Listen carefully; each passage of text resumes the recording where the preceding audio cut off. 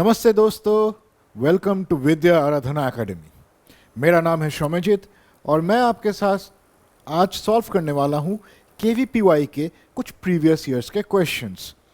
हम देखने वाले हैं बायोलॉजी में आपको क्या क्या क्वेश्चंस आने वाले हैं स्पेसिफिकली जेनेटिक्स से। तो शुरू करते हैं। जेनेटिक्स ऐसा एक टॉपिक है जो मेरे को बहुत ही पसंद है, क्योंकि आपको उतना कुछ लर्न करने का ज़रूरत नहीं होता है। बस अगर आप थोड़ा सा कॉमन सेंस लगाओ तो बहुत सारे आंसर्स ऐसे ही मिल जाते हैं।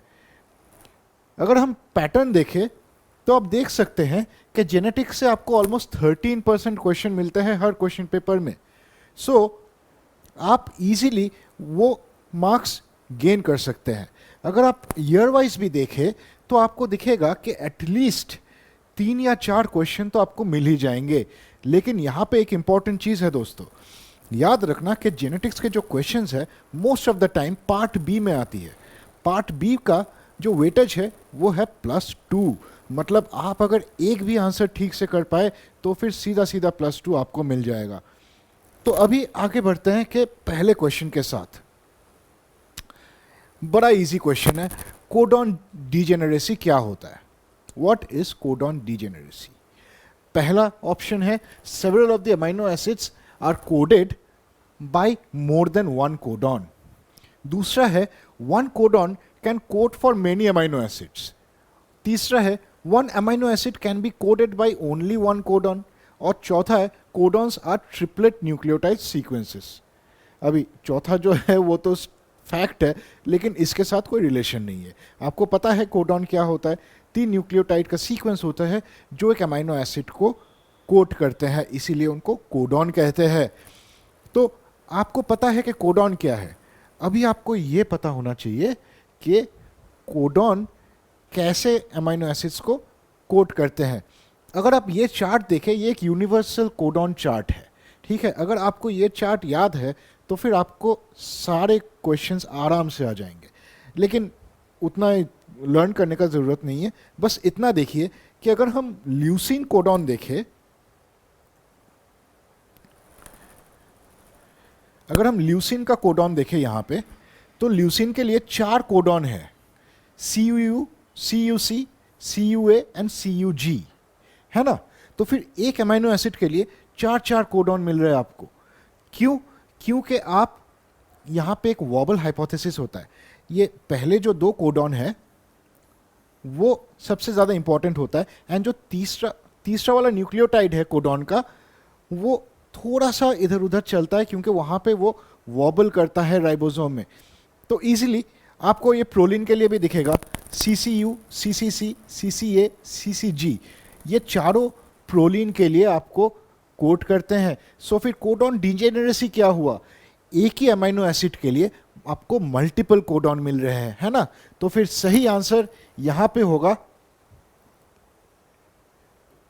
ऑप्शन ए, है ना। Several of the amino acids are coded by more than one codon. लेकिन यहां पे एक और चीज देखना है दोस्तों कि सारे कोडॉन अमाइनो एसिड्स को कोड नहीं करते हैं। For example UAA, UAG and UGA, ये जो 3 कोडॉन है दोस्तों, ये स्टॉप कोडॉन्स है। That means it does not code for any amino acid. So जब भी ये कोडॉन आएगा तब भी प्रोटीन ट्रांसलेशन के टाइम पे जो पॉलीपेप्टाइड चेन बन रहा था वो चेन वहीं पे टर्मिनेट हो जाएगा। सो आपको पता है कि यहाँ पे ऑल टुगेदर 64 कोडॉन्स है ना। तो ये काम आएगा अपने नेक्स्ट क्वेश्चन में, जो कि ना इन E. coli how many codons code for amino acids. अभी थोड़ी देर पहले तो मैंने कहा ना कि देयर आर 64 कोडॉन्स, बट आपको ये याद रखना है कि ये 64 कोडॉन्स में 3 कोडॉन है ऐसा जो स्टॉप कोडॉन्स है। मैं थोड़ी देर पहले कह रहा था ना कि 3 कोडॉन्स है जिसमें पॉलीपेप्टाइड चेन टर्मिनेट होता है पॉलीपेप्टाइड सिंथेसिस के टाइम पे। सो 64 से 3 कोडॉन हटा दीजिए, मिला कितना? 61। आंसर है सी, 61 कोडॉन्स, ठीक है। नेक्स्ट क्वेश्चन आते हैं।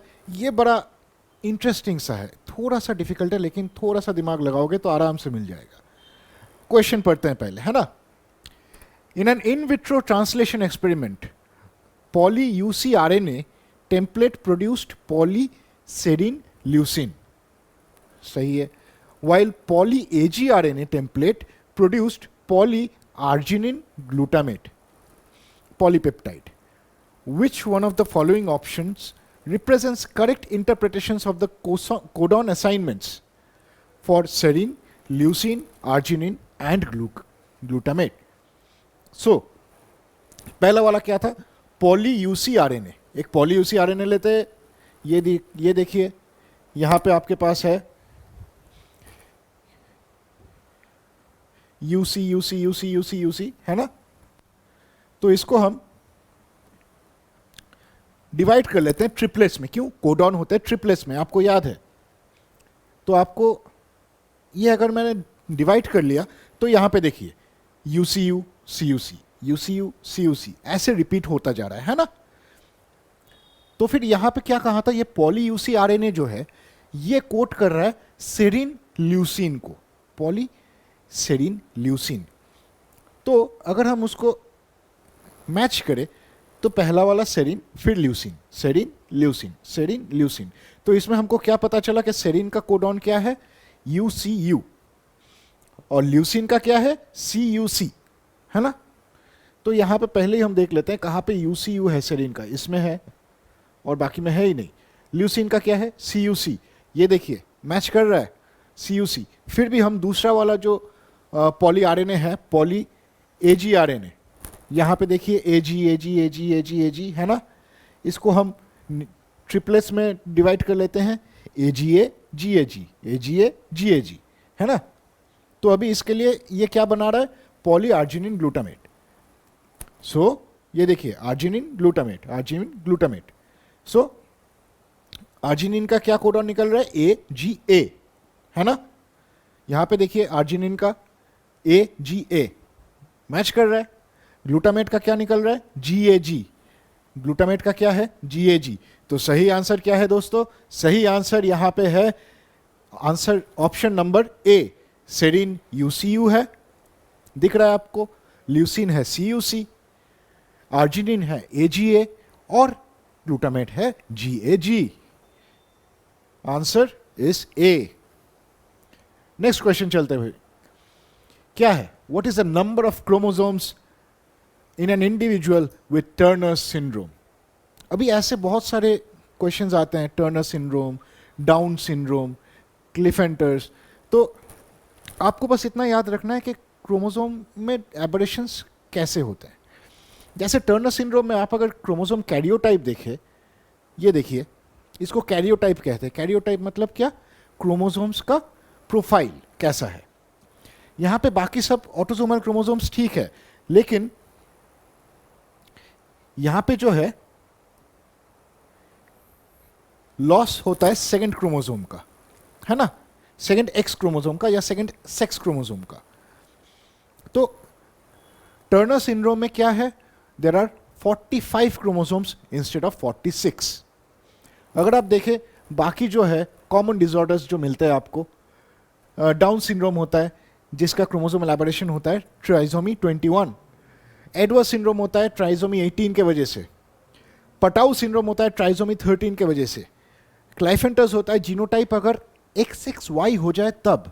और टर्नर सिंड्रोम आपको पता है कि जीनोटाइप अगर X हो तब उसको टर्नर सिंड्रोम कहते हैं, है ना. ये आपको बाद में काम आएगा. अगले क्वेश्चन पे चलते हैं. अभी हम कुछ क्वेश्चंस करने वाले हैं ब्लड ग्रुप रिलेटेड. अभी हम ह्यूमंस का जो ABO ब्लड ग्रुप है वो बड़ा ही खतरनाक चीज है एंड बहुत इंटरेस्टिंग है.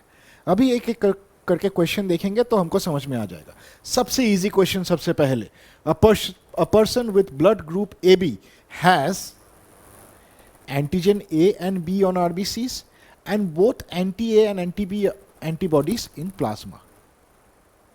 Option B, antigen A and B on RBCs but neither anti-A nor anti-B antibodies in the plasma.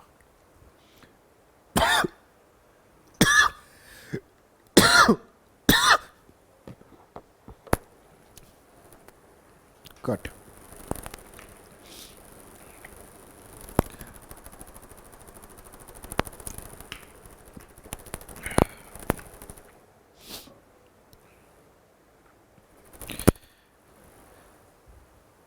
तो ब्लड ग्रुप रिलेटेड पहला जो क्वेश्चन है हमारा दोस्तों, वो है a person with blood group A B has option A and both antigen A and B on the RBCs and both anti-A and anti-B antibodies in the plasma.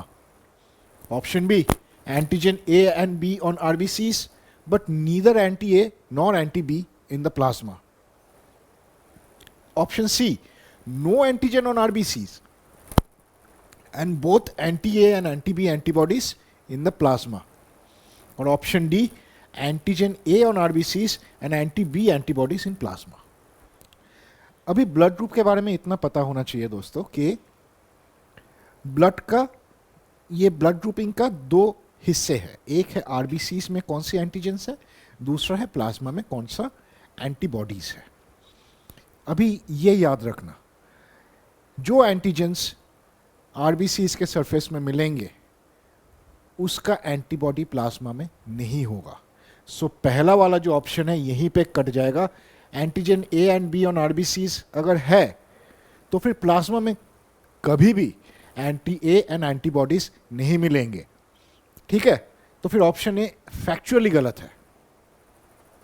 Option C देखिए, कोई antigen नहीं है RBC में. अगर कोई antigen नहीं होता है आरबीसी में तो हम उसको क्या कहते हैं, उसको कहते हैं ओ ब्लड ग्रुप. और देखिए एंटी ए एंटीबॉडीज है प्लाज्मा में तो वो ओ ब्लड ग्रुप का है. लास्ट में देखिए antigen A on RBC and anti B antibodies in plasma. ये तो भाई ब्लड ग्रुप ए का डेफिनेशन है. चलिए देखते हैं फिर से, एक बार फिर से रिवाइज कर लेते हैं. ये देखिए यहाँ पे एक ग्राफिकल रिप्रेजेंटेशन दिया हुआ है. हम अगर ऑप्शन डी देखें, देखिए यहाँ पे एंटीजन ए है सरफेस ऑफ द ब्लड में आरबीसी में, और एंटी बी एंटीबॉडी है प्लाज्मा में. अगर ये वाला देखें ऑप्शन सी, तो ब्लड ग्रुप ओ में देखिए कोई भी एंटीजन नहीं मिल रहा है आपको आरबीसी के सरफेस में, लेकिन एंटी ए एंटी बी दोनों एंटीबॉडी प्लाज्मा में प्रेजेंट है. और ब्लड ग्रुप ए बी में क्या होता है, एंटी ए एंटी बी कोई भी एंटीबॉडी नहीं है यहाँ पे, और सरफेस में आपको दिखेगा कि एंटीजन ए और एंटीजन बी दोनों है.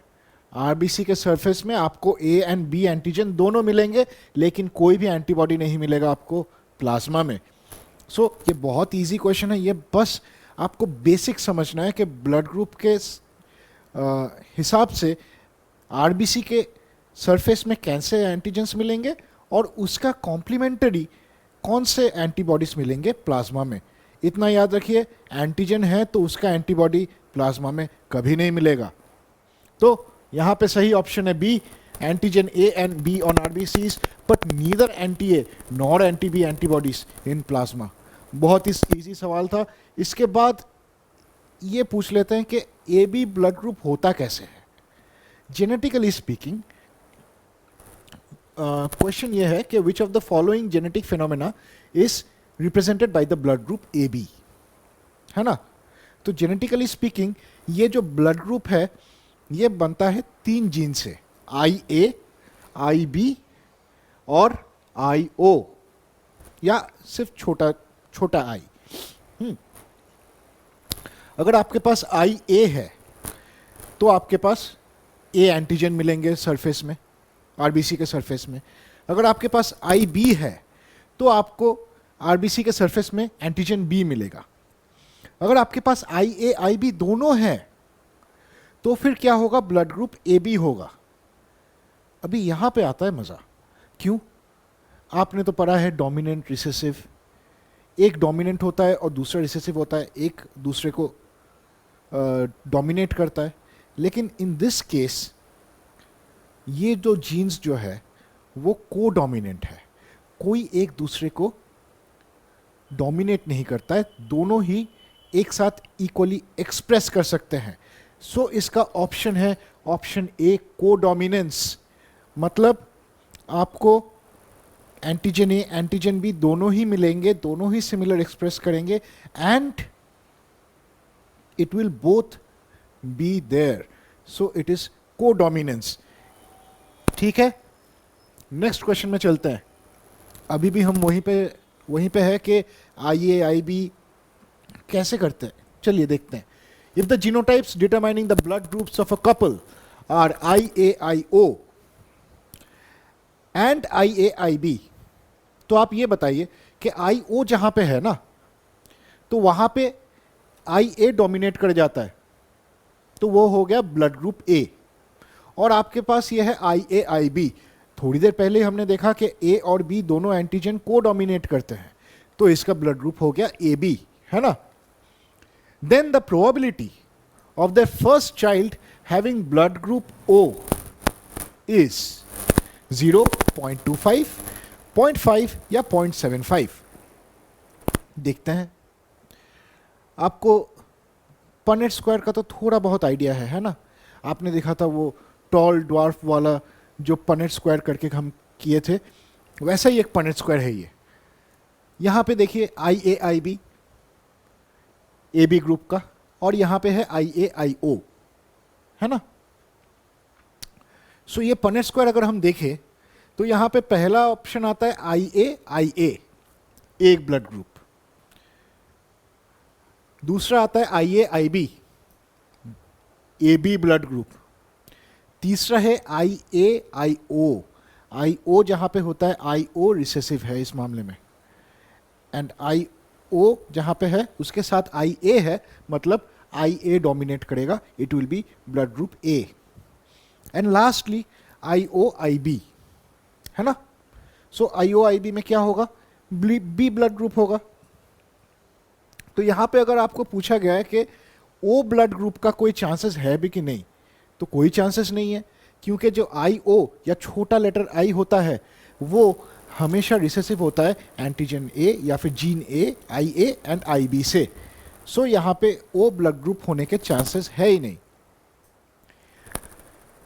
यहां पे क्या क्या हो सकता है, 50% चांसेस हो सकता है कि इसको जो फर्स्ट चाइल्ड है उसको ब्लड ग्रुप A मिले, क्योंकि यहां पे देखिए IAIA है और यहां पे IAIO है. देयर इज अ 25% चांस के उसका ब्लड ग्रुप हो B, क्यों, IO B है. और देयर इज अ 25% चांस के उसका ब्लड ग्रुप होगा AB, क्योंकि IAIB दोनों जा सकते हैं, है ना. चलिए नेक्स्ट क्वेश्चन में चलते हैं. आई होप ये आपको समझ में आया है. तो इसका आंसर है A 0. कोई प्रोबेबिलिटी नहीं है कि ब्लड ग्रुप O होता है. ये वाला बड़ा देखने में बड़ा डिफिकल्ट होता है, लेकिन बड़ा इजी आंसर है. चलिए क्वेश्चन पढ़ते हैं शांति से. Considering ABO blood grouping system in humans, during blood transfusion some combinations of blood groups are compatible, that is given by ticks, whereas the others are incompatible, where is given by cross. Which one of the following options is correct, है ना. अभी जब ये ऐसे question आता है, यहां पे देखिए रेसिपिएंट और डोनर का दिया हुआ है. पहले मैं ये कॉर्नर से शुरू करता हूं. यहां पे ब्लड ग्रुप O है. अगर रेसिपिएंट ब्लड ग्रुप O दे रहा है तो डोनर को ब्लड ग्रुप O कंपैटिबल होना चाहिए कि नहीं, जरूर चाहिए. सेम ब्लड ग्रुप है. यहां पे देखिए पहले ही क्रॉस दिया हुआ है, तो ये वाला मैं अभी से कैंसिल कर देता हूं, ये वाला काम ही नहीं करेगा. यहां पे भी देखिए O ब्लड ग्रुप दे रहा है, O ब्लड ग्रुप रिसीव कर रहा है, लेकिन क्रॉस दिया हुआ है, कभी भी नहीं हो सकता. Wrong answer. यहां पे देखिए O ब्लड ग्रुप दे रहा है, O ब्लड ग्रुप रिसीव कर रहा है, एकदम सही है. लेकिन अभी भी देखते हैं AB ब्लड ग्रुप. आपको याद है ना, AB ब्लड ग्रुप जो है वो यूनिवर्सल एक्सेप्टर होता है. तो फिर उसमें आप अगर डोनर में अगर आप AB ब्लड ग्रुप दे तो फिर सारे में एक्सेप्ट होना चाहिए, लेकिन यहां पे नहीं हो रहा है. देखिए क्रॉस क्रॉस क्रॉस, OAB में क्रॉस है. लेकिन यहां पे देखिए अगर मैं यहां पे AB ब्लड ग्रुप देखूं तो यहां पे देखिए करेक्ट टिक टिक टिक टिक. यहां पे O भी है सारे ब्लड ग्रुप में, एंड AB जो है वो सारे इसमें है. अभी एक एक करके देखते हैं, हाँ, just to satisfy our curiosity. Recipient दे रहा है ओ ब्लड ग्रुप, डोनर ले रहा है ओ ब्लड ग्रुप, एकदम सही है, matching, compatible. Recipient O blood group दे रहा है, ए ब्लड ग्रुप में काम नहीं करेगा। क्यों काम नहीं करेगा? ओ ब्लड ग्रुप में याद कीजिए anti A and anti B दोनों एंटीबॉडीज होते हैं प्लाज्मा में। तो अगर ए ब्लड ग्रुप को, डोनर को अगर आप ओ ब्लड ग्रुप देंगे तो क्या होगा? एंटी ए एंटीबॉडी उसके साथ क्रॉस रिएक्ट कर जाएगा। सिमिलरली बी ब्लड ग्रुप में भी वही है, ए बी में भी वही है। चलिए ए ब्लड ग्रुप देखते हैं। अगर आप ए ब्लड ग्रुप दे रहे हैं तो ओ ब्लड ग्रुप के रेसिपिएंट को चलेगा, कोई प्रॉब्लम नहीं है। अगर आप ए ब्लड ग्रुप को दे रहे हैं तो वो भी सही है, कोई प्रॉब्लम नहीं है। लेकिन अगर आप ए ब्लड ग्रुप का ब्लड बी ब्लड ग्रुप के डोनर को दे रहे हैं तो फिर प्रॉब्लम हो जाएगा। क्यों? ए ब्लड ग्रुप के प्लाज्मा में एंटी बी एंटीबॉडी है, and anti B antibody donor का जो ये है, रेसिपिएंट का जो बी है, बी आरबीसीज है, वहां पे जाके प्रॉब्लम करना शुरू कर देगा। सिमिलरली ए बी में भी नहीं होगा।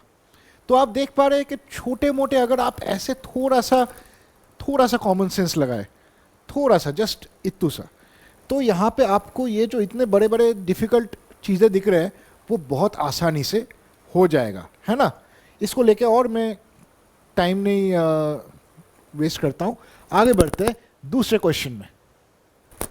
ये देखिए, विच of the following Mendelian diseases is an example of x linked recessive disorder. अभी रिसेसिव डिसऑर्डर तो सारे हैं यहाँ पे, लेकिन एक्स लिंक्ड कौन सा है? Phenyl ketonuria, sickle cell anaemia, beta thalassaemia, कोई भी एक्स लिंक्ड नहीं है apart from answer A haemophilia. Haemophilia is an x linked Mendelian disorder. Next question, एक और आ गया। A couple has 2 sons and 2 daughters। बड़ा इंटरेस्टिंग क्वेश्चन है, ध्यान से सुनिए। A couple has 2 sons and 2 daughters. Only one son is colorblind.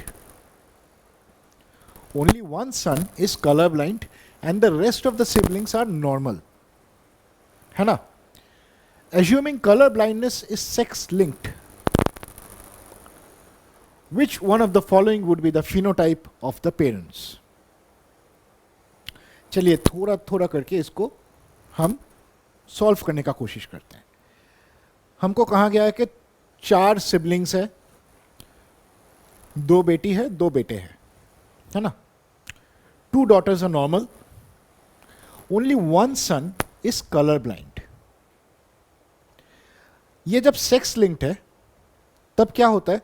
ये x gene जो है that is the carrier of this colour blindness gene, है ना। तो एक ऐसा एलील है जो कलर ब्लाइंडनेस एक ही सन में प्रोड्यूस कर रहा है। अगर मदर कलर ब्लाइंड हो, अच्छा बाय द वे उससे पहले ये कह लेते हैं कि वाई क्रोमोसोम जो है वो हमेशा आता है फादर से, है ना। एक्स क्रोमोसोम जो है वो हमेशा मदर से आता है, ये याद रखना क्योंकि ये इंपॉर्टेंट है। तो यहां पे जितने सारे एक्स क्रोमोसोम्स हैं, एक्स वाई और एक्स सी वाई, वो दोनों ही मदर से आ रहे हैं। अगर मदर कलर ब्लाइंड होती तो फिर उसके 2 क्रोमोसोम में ही कलर ब्लाइंडनेस का जीन होता, लेकिन वैसा नहीं है, है ना, क्योंकि एक सन कलर ब्लाइंड है, दूसरा हेल्दी है। So there is a good chance that mother is not colour blind. अगर फादर कलर ब्लाइंड होते तो क्या होता? फादर कलर ब्लाइंड होते तो फिर यहां पे जो एक्स क्रोमोसोम्स फादर ने दिया है वो भी एक्सप्रेस करता, है ना। वहां पे अगर कलर ब्लाइंडनेस का जीन होता तो वो भी उसको एक्सप्रेस करता, लेकिन वो भी नहीं है। तो फादर कलर ब्लाइंड नहीं है, मदर भी कलर ब्लाइंड नहीं है। अगर हम देखें तो फादर है normal, proper X chromosome with Y chromosome, लेकिन मदर का एक कैरियर जीन है। एक एक्स क्रोमोसोम नॉर्मल है जिसके वजह से वो कलर ब्लाइंड नहीं है, लेकिन वो कैरियर है। दूसरा जो एक्स क्रोमोसोम है उसमें कलर ब्लाइंडनेस का जीन प्रोपोगेट हो रहा है। अगर आप देखोगे तो मदर ने जो जीन्स दिया है, it can also be a colour blind gene, but लड़कियों में क्यों वो एक्सप्रेस नहीं हो रहा है? क्योंकि दो एक्स क्रोमोसोम है, दो एक्स क्रोमोसोम में एक एक्स क्रोमोसोम दूसरे को डोमिनेट कर रहा है, कलर ब्लाइंडनेस रिसेसिव है ना। सो ये अगर देखें तो मदर कैरियर है लेकिन नॉर्मल है। यहां पे क्या क्या ऑप्शन दिया है? Mother would be colour blind, father would be normal, father would be colour blind, mother would be normal, both the parents are normal, both the parents would be colour blind. So यहां पे अगर accurate होता option तो ये कहता कि mother is a carrier but father is normal. लेकिन हमको जो ऑप्शन दिया गया है उसमें से बेस्ट ऑप्शन यह है C, both the parents would be normal. ठीक है, मजा आया कि नहीं? ये बहुत ही इंटरेस्टिंग क्वेश्चन था। चलिए थोड़ा सा जेनेटिक्स में थोड़ा थोड़ा कभी कभी मैथ्स आ जाता है, अभी वही करने वाले हैं हम लोग। A plant with genotype capital A capital A capital B capital B capital C is crossed with another plant with small a small a small b small b small c genotype.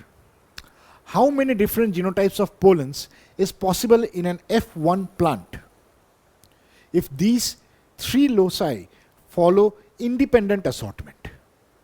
अभी अगर ये independent assortment follow कर रहा है तो आप देखोगे कि F1 generation में capital A small A, capital B small B और कैपिटल सी स्मॉल सी आ रहा है ना।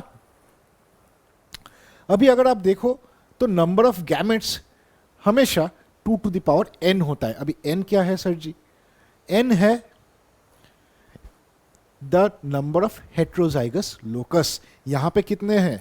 1 2 3, 3 लोकस, तो 2 to the power 3 कितना होता है? 8। आंसर इज ए 8। बहुत इजी है ना, जस्ट आपको इतना याद रखना है कि नंबर ऑफ गैमेट्स होता है 2 to the power n।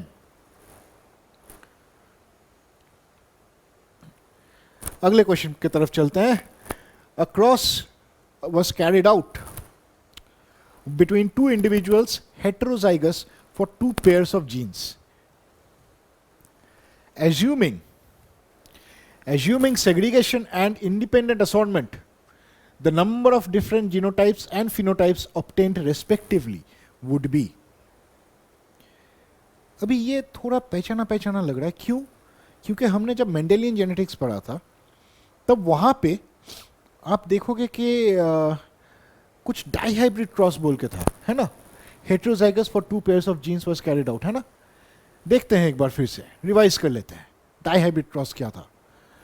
तो Mendel was a fantastic botanist and a pioneer in genetics.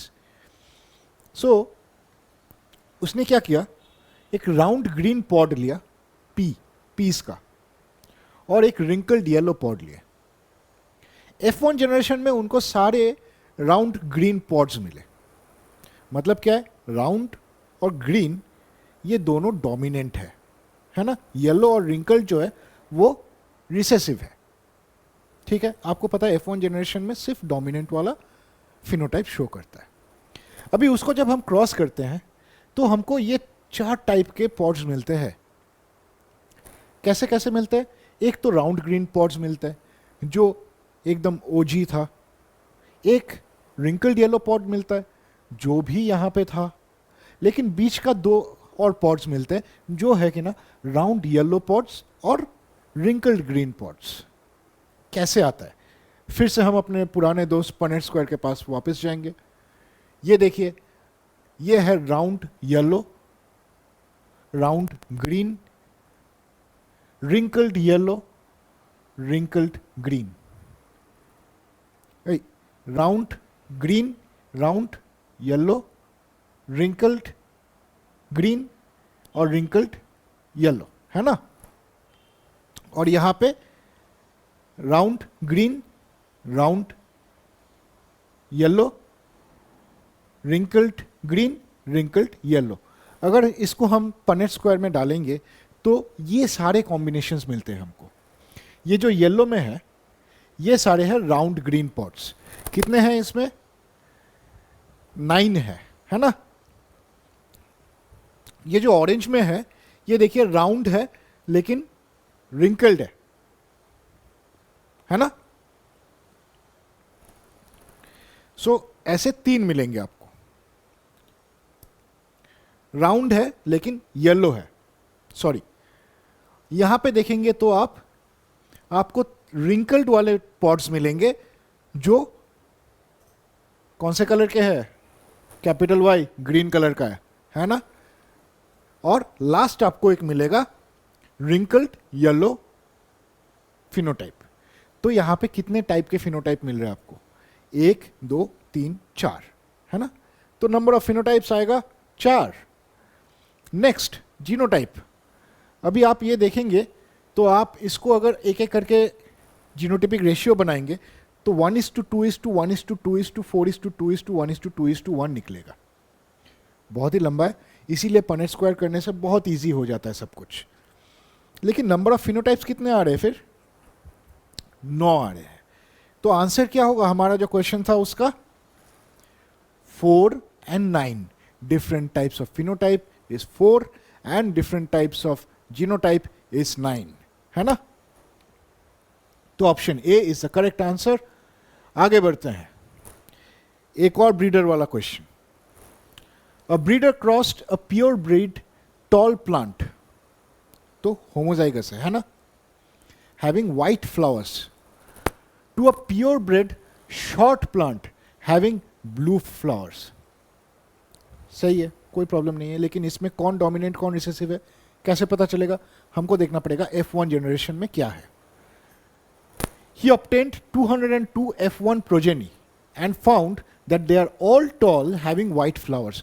तो फिर हमको इतना पता चल गया कि F1 progeny में सब प्लांट्स टॉल है एंड उनका white flowers है। तो इसका मतलब क्या है? tall and white are dominant over short and blue. Correct? इतना तक क्लियर है। Upon selfing these F1 plants, he obtained a progeny of 2160 plants. अच्छी बात है। Approximately how many of these are likely to be short having blue flowers? अभी पिछले question में ही हमने देखा था फिनोटिपिक रेशियो था 9:3:3:3:1, याद है? तो उसमें क्या था? 9 था प्योर होमोजाइगस डोमिनेंट वाला व्हाइट फ्लावर्ड टॉल प्लांट्स, 1 जो था प्योर रिसेसिव था ब्लू फ्लावर्ड ड्वार्फ प्लांट है ना, और बीच के जो थे वो ब्लू फ्लावर्ड टॉल प्लांट्स और व्हाइट फ्लावर्ड डॉर्फ प्लांट्स। अभी हमको क्या पूछा गया है कि कितने प्लांट्स होंगे जो ब्लू फ्लावर्ड ड्वार्फ होते हैं, है ना। सो यहां पे टोटल कितना है? 9 10 16। There are 16 plants. Out of 16 there will be 1 plant which is blue flowered and dwarf. 16 में अगर 1 है तो टोटल नंबर ऑफ प्रोजेनी दिया हुआ है 2160। तो क्या होगा? 1/16 इंटू 2160, आंसर निकल गया 135 प्लांट्स। समझ में आया कि नहीं? क्योंकि फिनोटिपिक रेशियो के हिसाब से ये सबसे रिसेसिव है। आपको इतना पता होना चाहिए कि यहां पे कौन सा वाला फिनोटिपिक रेशियो आपको पूछ रहा है। अगर आपको पूछता कि ब्लू फ्लावर टॉल प्लांट्स कितने हैं तो 3/16 इंटू 2160 कर देते, आंसर मिल जाता है ना। तो आंसर यहां पे है डी 135। नेक्स्ट क्वेश्चन, फिर से एक ब्रीडर वाला क्वेश्चन। जेनेटिक्स में हम लोग ये ब्रीडिंग ही करते रहते हैं लेकिन मजा आता है करते हुए, है ना। In a breed of dog long haired phenotype is recessive to short hair phenotype. ठीक है, तो लॉन्ग हेयर रिसेसिव है, शॉर्ट हेयर डोमिनेंट है। Very good. In a litter 1 pup is short haired and its sibling is long haired. एक short heard है, एक long heard है। अच्छी बात है। Consider the following possible phenotypes of the parents. फिर से हम वापस जा रहे पेरेंट्स के पास। both the parents are short haired, both the parents are long haired, one parent is short haired and one is long haired, है ना? चलिए देखते हैं एक बार कैसा होता है. अगर दोनों का शॉर्ट हेयर है और होमोजाइगस है, ये बहुत इंपॉर्टेंट है. होमोजाइगस शॉर्ट हेयर है मतलब क्या? दोनों एलील शॉर्ट हेयर वाले हैं. तो आपको दिखेगा कि सारे पप्स में आपको शॉर्ट हेयर ही मिलने वाले हैं, लॉन्ग हेयर नहीं मिलेंगे, है ना? सो वैसा तो है नहीं, यहां पे एक शॉर्ट हेयर है और एक लॉन्ग हेयर वाला है. दूसरा ऑप्शन देखते हैं, दोनों का लॉन्ग हेयर होमोजाइगस है. वैसे भी लॉन्ग हेयर रिसेसिव है तो उसको होमोजाइगस होना ही पड़ेगा, है ना? आपको तो पता है. सो यहां पे अगर हम देखें कि सारे अगर होमोजाइगस लॉन्ग हेयर है तो सारे पप्स का लॉन्ग हेयर होना चाहिए था, लेकिन वैसा भी नहीं है. एक पप का शॉर्ट हेयर और एक पप का लॉन्ग हेयर है, तो फिर ये भी नहीं होगा. अभी नेक्स्ट देखते हैं कि दोनों पेरेंट्स का शॉर्ट हेयर है लेकिन वो दोनों हेटेरोजाइगस है. हेटेरोजाइगस होने से क्या है? एक है शॉर्ट हेयर का जीन और एक है लॉन्ग हेयर का जीन, करेक्ट? सो यहां पे आप देखेंगे, यहां पे भी शॉर्ट हेयर का जीन और लॉन्ग हेयर का जीन. यहां पे अगर आप देखें तो एक शॉर्ट हेयर का मिलता है, यहां पे ये एक हेटेरोजाइगस शॉर्ट हेयर मिलता है, यहां पे भी हेटेरोजाइगस शॉर्ट हेयर मिलता है, लेकिन एक आपको होमोजाइगस लॉन्ग हेयर भी मिल जाता है दोस्तों. सो आपको अगर चांसेस है 3/4 चांसेस होंगे शॉर्ट हेयर होने के, there is a 1/4 chance that there will be a long hair जो अपने कंडीशन के साथ मैच कर रहा है. याद कीजिए, एक शॉर्ट हेयर है, एक लॉन्ग हेयर है ना? So the parents having short hair are heterozygous, then you can get one short hair and one long hair pup. एक और ऑप्शन हो सकता है ना? If one parent is short haired and the other parent is long haired, long haired वाला parent तो homozygous होगा ही क्योंकि long hair recessive है, और short haired वाला parent अगर heterozygous हुआ तो फिर यहाँ पे क्या मिलेगा दोस्तों? देखिए यहाँ पे मिलेगा आपको short hair long hair वाला short hair phenotype, यहां पे भी शॉर्ट हेयर लॉन्ग हेयर वाला शॉर्ट हेयर फिनोटाइप. यहां पे देखिए आपको 50% चांस है कि दोनों का लॉन्ग हेयर मिलेगा. तो there is a 50% chance of getting a short hair phenotype, there is a 50% chance of getting a long hair phenotype, जो हमारे कंडीशन के साथ मैच कर रहा है. एक याद कीजिए, एक शॉर्ट हेयर और एक लॉन्ग हेयर है. सो यहां पे हमारे पास ऑप्शंस क्या क्या है? Both parents are short haired. अगर हेटेरोजाइगस है, जो हम कंसीडर कर सकते हैं, तो ये करेक्ट है. Both parents are long haired होने से तो कोई शॉर्ट हेयर आने का कोई सवाल ही नहीं आता है. रिसेसिव अगर ट्रेट्स को आप ब्रीड करोगे तो फिर आपको सिर्फ रिसेसिव ट्रेट ही मिलेंगे, तो ये नहीं है. One parent is short heard and the other one is long heard. ये भी हमने देखा थोड़ी देर पहले कि अगर शॉर्ट हेयर पेरेंट हेटेरोजाइगस है तो फिर देयर इज अ 50% चांस कि the pups will have long hair. So answer क्या होगा यहाँ पे? 1 only नहीं, 2 only, 2 तो कभी भी नहीं, 3 only नहीं, 1 और 3, है ना? तो आंसर है यहाँ पे 1 और 3. आपको बस इतना सा ख्याल रखना है कि हेटेरोजाइगस होमोजाइगस ये थोड़ा सा अपने दिल में कैलकुलेट कर लेना है, या फिर एक कॉपी में बस जल्दी जल्दी पनेट स्क्वायर बना लीजिए, बहुत जल्दी ये सॉल्व हो जाएगा. ये सब क्वेश्चंस में 2 मार्क्स आते हैं. अगर आप जल्दी जल्दी कर सकते हैं तो फिर आपको दूसरे क्वेश्चंस में और भी ज़्यादा टाइम मिलेगा एंड यहाँ से ज़्यादा मार्क्स भी आप स्कोर कर सकते हैं. अगला क्वेश्चन में आते हैं. If the gene pool of the locus X in the human genome is 4, then what would be the highest possible number of genotypes in a large population. दोस्तों ये एक छोटा सा फॉर्मूला है अपने पास. अगर number of jeans of x locus है n, तो पॉसिबल जीनोटाइप है n इंटू n+1/2, है ना? तो फिर से बोल रहा हूं मैं, ध्यान से देखिए. अगर टोटल नंबर ऑफ जीन्स एक लोकस में है n, तो फिर नंबर ऑफ पॉसिबल जीनोटाइप्स है n इंटू n+1/2.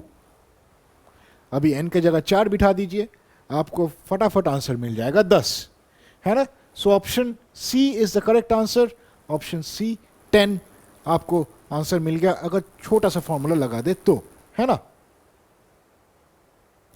ये वाला बड़ा इंटरेस्टिंग है, थोड़ा अलग टाइप का है, अभी तक जो किया है उससे थोड़ा अलग है। In a diploid organism, when the locus X is inactivated, transcription of the locus Y is triggered. Based on this observation, which of the following statement is correct? आपके पास दो जीन्स हैं, एक है X, एक है Y। तो अगर X काम करना बंद कर दे, Y काम करना शुरू कर देता है।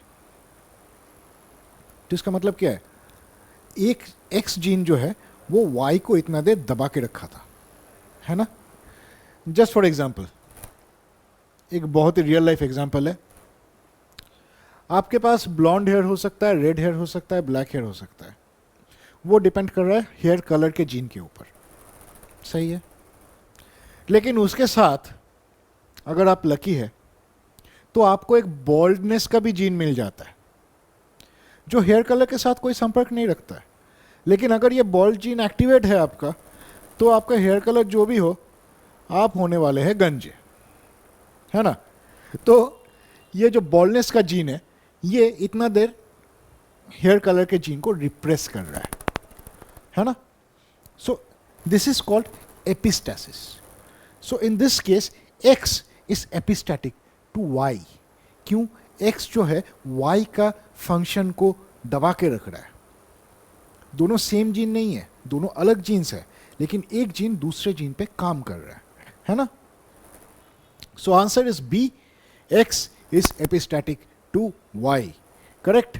नेक्स्ट चलते हैं, ये अपना लास्ट क्वेश्चन है, सबसे टफ क्वेश्चन है, मतलब टफ नहीं बट सबसे इनसाइट वाला क्वेश्चन है, कॉन्सेप्चुअल है। ध्यान से सुनिए। Papaya is a dioecious plant. Dioecious plant मतलब क्या है, बोथ मेल एंड फीमेल होते हैं, ठीक है। With XY sexual genotype for male, XY सही है, and XX for female, very good. What will be the genotype of the embryos and endosperm nuclei after double fertilization? अभी आप plant physiology पढ़े हो तो आपको पता है डबल फर्टिलाइजेशन क्या होता है। जस्ट इन केस अगर आप भूल गए हो, ऑप्शंस में बाद में आते हैं, ठीक है। जस्ट इन केस अगर आप भूल गए हो तो फिर हम एक छोटा सा वीडियो देख सकते हैं जो हमने यूट्यूब से उठाया है। देखिए, ये जो पोलन ट्यूब है ये जाके ओवरी में अभी एंट्री करेगा, ठीक है। ओवरी में आप देख सकते हैं एक एक्सेल है और दो और सेल है जो बाद में जाके एंडोस्पर्म बनेगा, है ना। तो ये देखिए, पहला जो स्पर्म सेल है वो फर्स्ट फर्टिलाइजेशन करता है एक सेल के साथ, इसको कहते हैं हम फर्स्ट फर्टिलाइजेशन। सेकंड फर्टिलाइजेशन ये तीन सेल मिलके करते हैं, है ना। ये सेकंड फर्टिलाइजेशन की वजह से ही एंडोस्पर्म मिलता है। एंड एंडोस्पर्म का जो जीनोटाइप है वो XXX या XXXY होता है। तो अभी फिर से देखते हैं। फर्स्ट फर्टिलाइजेशन देखिए, XY अपना मेल गैमेट है, XX अपना फीमेल गैमेट है। पनेट स्क्वायर, फिर से हर क्वेश्चन का समाधान अपना पनेट स्क्वायर से हो जाता है ना। तो अगर आप देखें तो 50% चांसेस के XX बनेंगे और 50% चांसेस XY बनने का, करेक्ट है। सेकंड फर्टिलाइजेशन जो है ये ज़रा इंपॉर्टेंट है क्योंकि यहाँ पे दो सेल्स है, दिखा ना आपको। तो यहाँ पे दो दो करके X आएंगे और मेल स्पीशीज का X और Y है। यहाँ पे आप देखेंगे तो यहाँ पे आपको XXX और XXX का 50% चांस मिलेगा और एक XXY का 50% चांस मिलेगा, करेक्ट। तो अभी हम जाते हैं ऑप्शंस में। फिर से ऑप्शंस क्या है, 50% ovules would have XXX endosperm and XY embryo, while other 50% would have XXXY endosperm and XX embryo. नहीं, 100% ovules will have XXX endosperm and XY embryo. कभी भी नहीं। 100% ovules would have XXY endosperm and XX embryo. कभी भी नहीं। तो last में क्या है, 50% ovules would have XXX endosperm and XX embryo, while the other 50% would have double XY endosperm and XY embryo एकदम हम लोगों के जैसा मैच कर गया है ना. तो ऐसे ही होगा. Answer D, correct answer is D. 50% होगा triple x with double x germination, I mean double x embryo, और 50% होगा डबल XY साथ में XY एम्ब्रायो, है ना. तो यही था आज का लास्ट क्वेश्चन. इतने देर से मेरे साथ रहने के लिए बहुत बहुत धन्यवाद. और आराम से पढ़िए. जेनेटिक्स बहुत बहुत ही कॉन्सेप्चुअल है. अगर आप कॉमन सेंस लगाओगे तो आपको बहुत सारे क्वेश्चंस बहुत इजीली आ जाएगा. इसमें कोई प्रॉब्लम नहीं होता है. आप थोड़ा सा अगर मेहनत करोगे इसके पीछे तो आपको वेटेज वाइज आपको बहुत सारे मार्क्स मिलने वाले हैं. अगले लेक्चर पे मिलते हैं. Till then, goodbye.